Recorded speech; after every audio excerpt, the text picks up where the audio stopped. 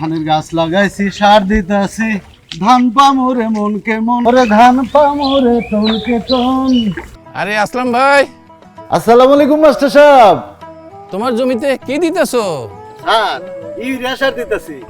Urea সার বেশি বেশি দিলে অনেক বেশি গাছ অনেক তাজা থাকে আর ফলনও বাড়ে। এই যে আমাকে উপসহকারী আপা আছে, বিষয়টা একটু বলেন তো। আসলাম ভাই, শেষ চাষের সময় আপনি আর কি কি সার দিছিলেন? শেষ চাষের সময় ড্যাপ, পটাশ আর হইলো যে জিপসাম দিছিলাম। আচ্ছা, এর আগে আপনি ড্যাপ সার অর্থাৎ ডিএপি সারের পরিবর্তে কি সার দিতেন? আগে তো টিএসপি দিতাম। আসলাম ভাই, আপনি কি জানেন টিএসপির পরিবর্তে ডিএপি সার ব্যবহার করলে ইউরিয়া সার কম দেওয়ান লাগে? না, তা তো জানি না। ইউরিয়া কম লাগবো কে? আপা, বিষয়টা একটু খোলাসা করে বলেন তো দেখি।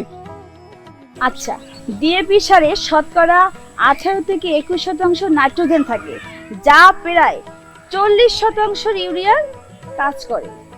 অর্থাৎ 1 কেজি ডিএপি সার দিলে 400 গ্রাম ইউরিয়া সার কম লাগে। তাছাড়া আপনি তো জানেন না, বাংলাদেশ সরকার সব ধরনের রাসায়নিক সারে হাজার হাজার কোটি টাকা ভর্তুকি দিচ্ছে। কোন কি স্যার? তাহলে না যাই না অনেক বেশি বেশি ইউরিয়া সার দিছি। আসলাম ভাই, শুধু আপনি না, আপনার মতো অনেক কৃষক না জেনে বেশি বেশি ইউরিয়া সার প্রয়োগ করতেছে।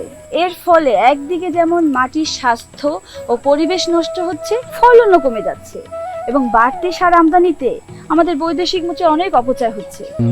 তাইলে এই বিষয়ে আমরা বিস্তারিত কিভাবে জানবো? এই বিষয়ে আরো জানতে আপনি সার সুপারিশমালা গাইড বই দেখতে পারেন। এছাড়া আপনার মোবাইলে খামারি অ্যাপের মাধ্যমে সার সুপারিশমালা দেখতে পারেন।